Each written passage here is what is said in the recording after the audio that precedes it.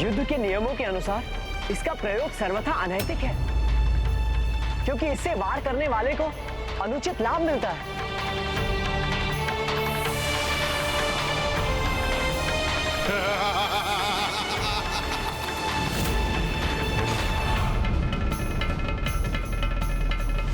मेघनाद का सुरक्षा कवच मिटेगा तभी समानता का युद्ध संभव होगा।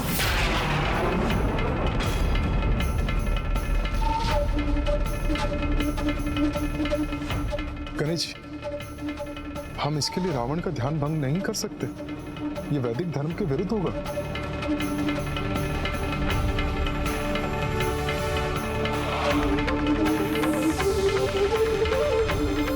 लक्ष्मण भैया, हमें मेघनाद द्वारा इस अनर्थकारी अस्त्र के प्रयोग को रोकना होगा।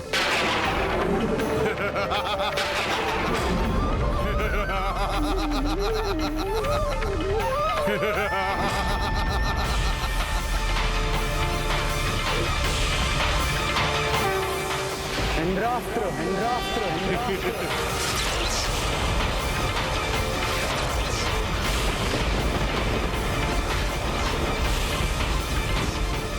स्वयं इंद्रजीत को इंद्रास्त्र का भय दिखा रहे हो तुम? ये क्या हानि पहुंचा सकता है मुझे? जब कोई भक्ति में डूबकर मंत्रोच्चारण कर रहा हो तब उसका ध्यान भंग करना वैदिक धर्म के विरुद्ध है, किंतु उसकी भक्ति की परीक्षा लेना नहीं, क्योंकि यदि वो किसी अनुचित प्रयोजन से मंत्र जाप कर रहा है तो उसके अंतर को भी ये अवश्य ज्ञात होगा और उसका ध्यान भंग हो जाएगा।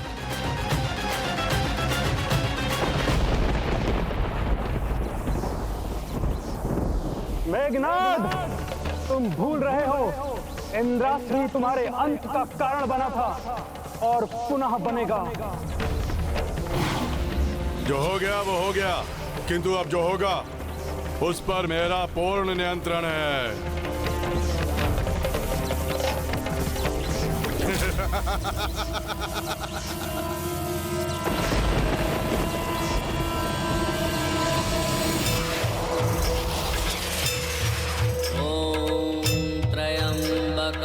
यजामहे सुगंधिं पुष्टिवर्धनम्। जय मां पराशक्ति, जय मां पराशक्ति, जय मां पराशक्ति, जय मां पराशक्ति, जय मां पराशक्ति, जय मां पराशक्ति, जय मां पराशक्ति। भगवति देविति कुटुंबिनी भूरि कुटुंबिनी भूरि कृते जय जय हे महिषासुरमर्दिनी राजकवर्दिनी शैलसुते।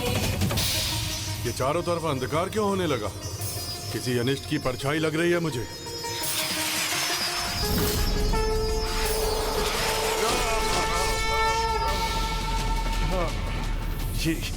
ये कैसे संभव है?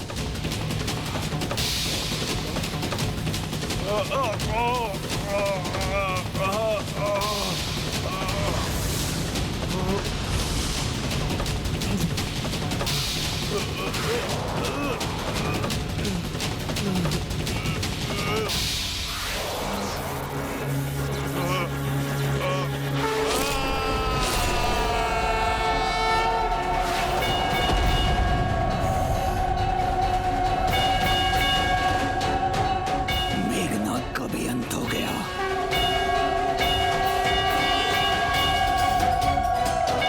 मुझे गर्व है तुम सब पर।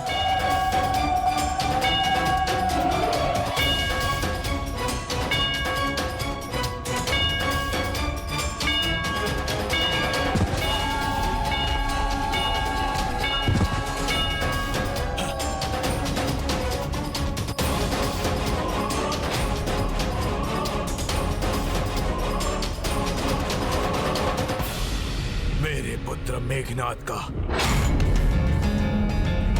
वध कर दिया लक्ष्मण ने।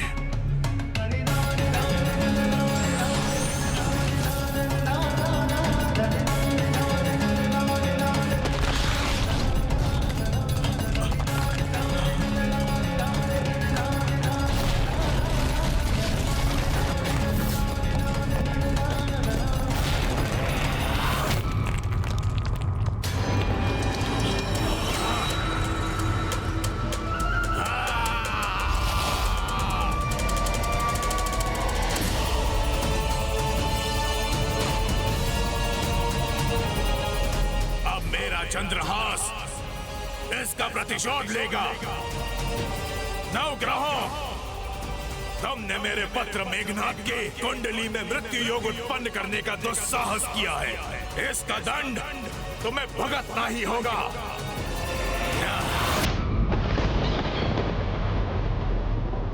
गणेश जी,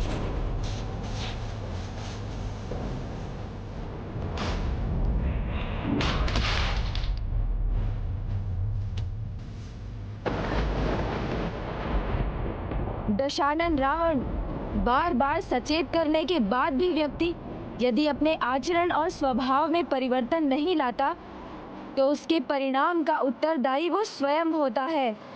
अपने पापों के परिणाम के भागी तो तुम भी बनोगे जब प्रभु श्री राम के द्वारा तुम्हारा अंत होगा। श्री राम के द्वारा तुम्हारा अंत होगा।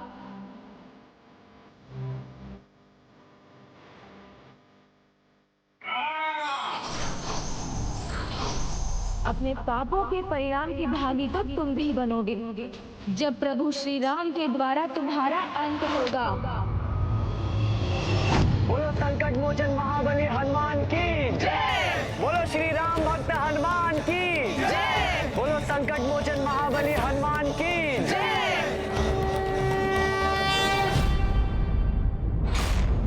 विफलताओं के सागर से विजय का मोती चुनना होगा मुझे।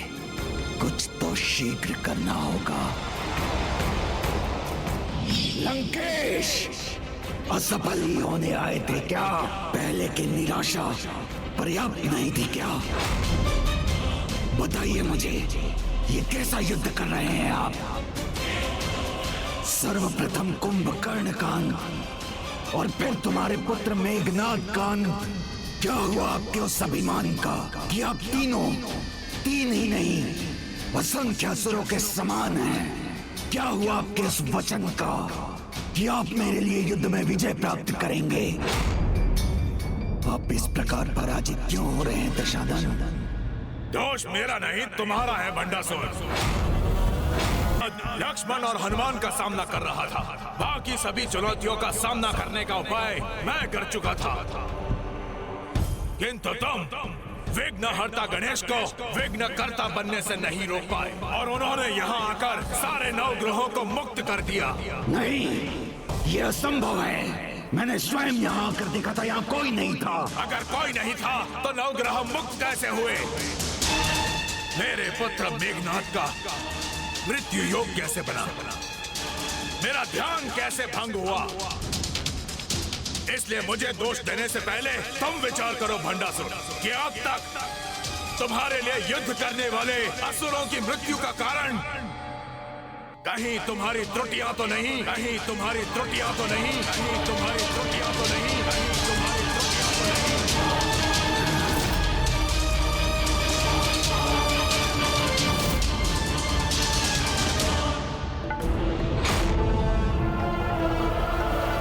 जाओ, त्याग कर दो अपनी पुत्री का, त्याग कर दो अपनी पुत्री का। और फिर देखो कैसे तुम्हें वो महाअस्त्र प्राप्त होगा। त्रुटि तो हुई है मुझसे, मेरा त्याग जो अधूरा रह गया। पिताश्री के नेत्रों में मेरे लिए एक ऐसा संशय है। नहीं नहीं, ये क्या सोच रहा हूँ मैं? मेरी त्रुटियां गिनाने के लिए नहीं, मेरे लिए युद्ध में विजय प्राप्त करने के लिए आपको पुनर्जीवित किया है मैंने। विजय तो तुम्हारी ही होगी भंडासुर। इस युद्ध का अंत नहीं हुआ है अब तक। युद्ध का प्रारंभ उन्होंने किया था, अब इस युद्ध का अंत मैं करूंगा।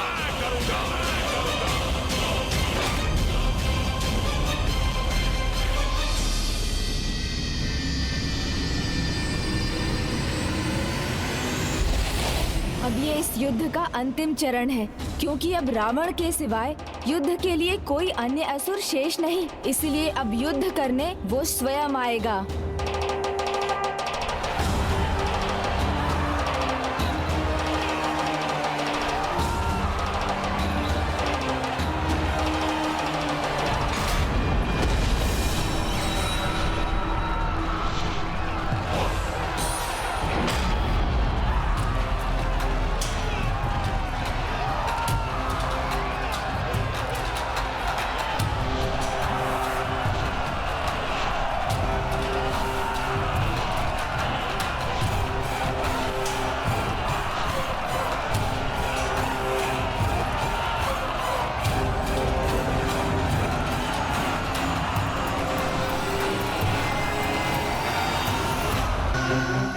पराशक्ति।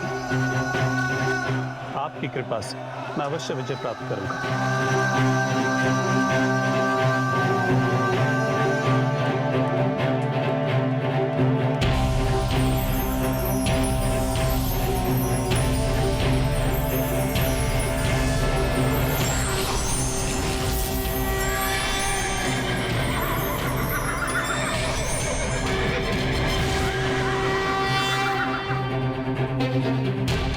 प्रभु श्री राम, ये रथ स्वीकार कीजिए। धन्यवाद माता।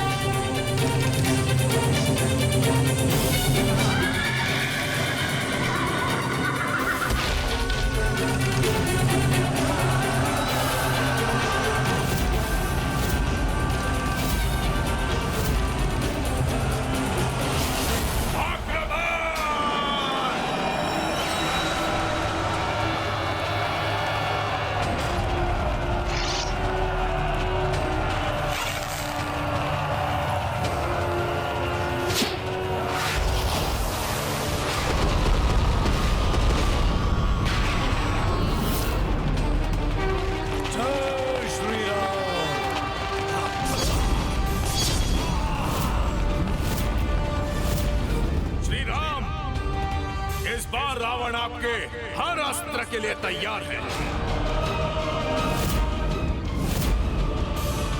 पर्वतास्त्र,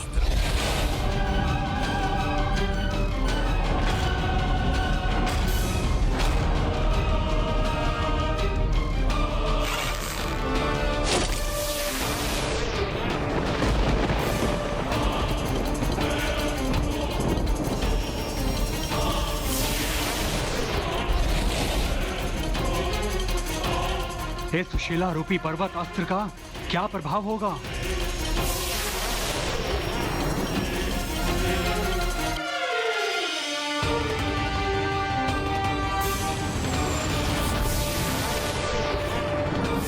ये पर्वत रूपी अस्त्र हम सभी को एक साथ कुचलकर इस युद्ध का अंत कर देगा।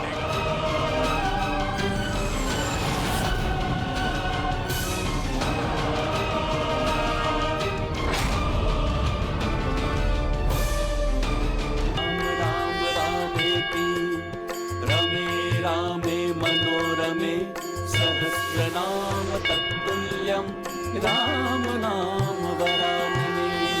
ये पर्वत रूपी अस्त्र तुम सभी को एक साथ कुचलकर इस युद्ध का अंत कर देगा।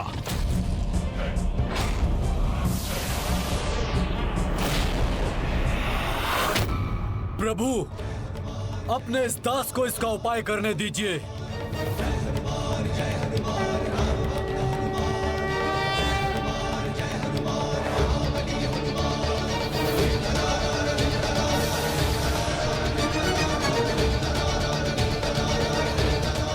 जय श्री राम।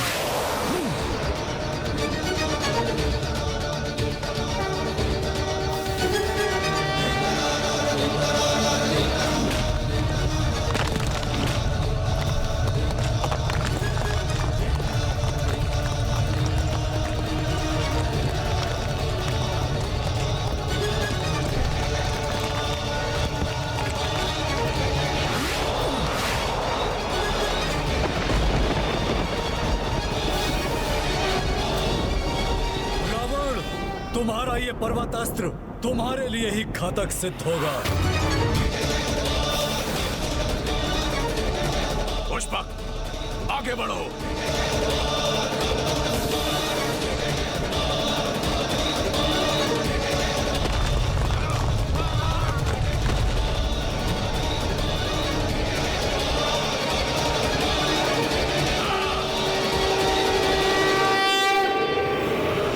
दशानन रावण भी विफल हो रहा है इनके सामने और पितृ पर्वत भी नष्ट हो गया। इसलिए मुझे दोष देने से पहले तुम विचार करो भंडासुर कि अब तक तुम्हारे लिए युद्ध करने वाले असुरों की मृत्यु का कारण कहीं तुम्हारी त्रुटियां तो नहीं, कहीं तुम्हारी त्रुटियां तो नहीं, कहीं तुम्हारी त्रुटियां तो नहीं। उसे पाताल की अतल गहराई में ले जाकर उसके शरीर को उन्हीं पंच तत्वों में विलीन कर दो। विलंब क्यों कर रहे हो? जाओ, त्याग कर दो अपनी पुत्री का, त्याग कर दो अपनी पुत्री का, कर दो अपनी पुत्री। कहीं ये तो नहीं युद्ध में मेरी पराजय के कारण? यदि भंडासुर ये सोच रहा है कि उसकी पराजय रश्मि प्रभा के कारण हो रही है, तो अब रश्मि प्रभा वहाँ सुरक्षित नहीं है। जब तक मैं आपको ना पुकारूं, आप वहाँ मेरी रक्षा के लिए नहीं आएंगे। आपको मेरी सौगंध है प्रभु। ऐसी संतान का क्या लाभ है जिससे मुझे हानि हो? पिताश्री, मुझसे क्या भूल हुई है? आप मुझसे इतने क्रोधित क्यों दिखाई दे रहे हैं? हनुमान! खेल के आरंभ में तीव्र दौड़ने वाला अश्व खेल के अंत तक थक कर हार ही जाता है। तुम्हारा भी वही परिणाम होगा। सावधान! अब सामना करो मेरे विशेष अस्त्र का। ये तुम्हारा अंत कर देगा हनुमान।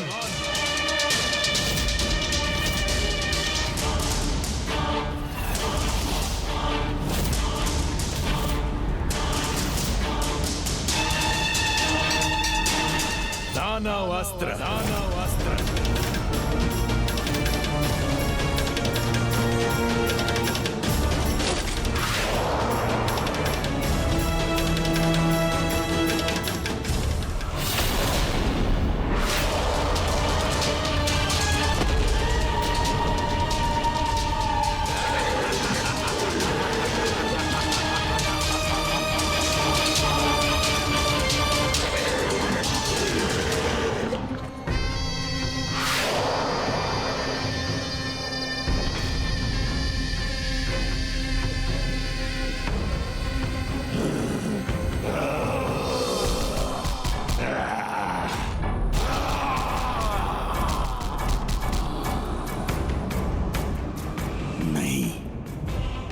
अभी ये युद्ध ना तो समाप्त हुआ है और ना ही मेरी पराजय हुई है, क्योंकि अनेक भयंकर अस्त्रों के धनी दशानन रावण जैसे महायोद्धा को पराजित करना असंभव के समान है। नहीं, अभी ये दुष्ट पुनः निश्चिंत हुआ है, इसलिए अभी तो ये रश्मि प्रभा को कोई हानि नहीं पहुंचाएगा।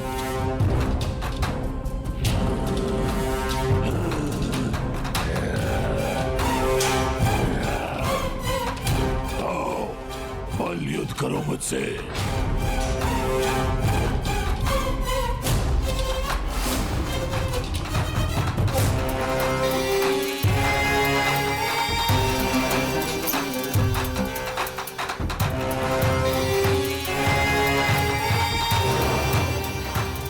तो जैसे दो महावानरों का महाविनाशी युद्ध है। एक और मेरा ये दानव हनुमान को परास्त करेगा।